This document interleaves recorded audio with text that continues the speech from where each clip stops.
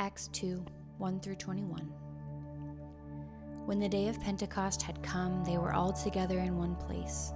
And suddenly from heaven there came a sound like the rush of a violent wind, and it filled the entire house where they were sitting. Divided tongues as of fire appeared among them, and a tongue rested on each of them. All of them were filled with the Holy Spirit and began to speak in other languages as the Spirit gave them ability. Now there were devout Jews from every people under heaven living in Jerusalem. And at this sound the crowd gathered and was bewildered, because each one heard them speaking in the native language of each. Amazed and astonished, they asked, "Are not all these who are speaking Galileans? How is it that we hear, each of us, in our own native language? Parthians, Medes, Elamites, and the residents of Mesopotamia, Judea and Cappadocia, Pontus and Asia, Phrygia and Pamphylia, Egypt and the parts of Libya belonging to Cyrene, and visitors from Rome, both Jews and proselytes, Cretans and Arabs in our own languages. We hear them speaking about God's deeds of power."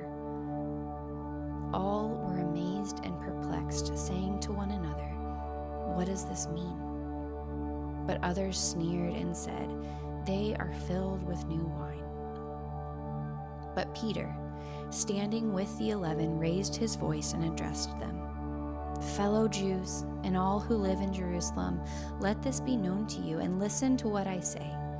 Indeed, these are not drunk as you suppose, for it is only 9 o'clock in the morning. No, this is what was spoken through the prophet Joel.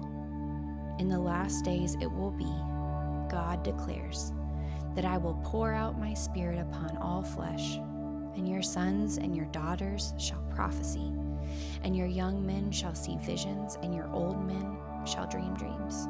Even upon my slaves, both men and women, in those days I will pour out my Spirit, and they shall prophesy. And I will show portents in the heaven above, and signs in the earth below, blood and fire and smoky mist. The sun shall be turned to darkness, and the moon to blood, before the coming of the Lord's great and glorious day.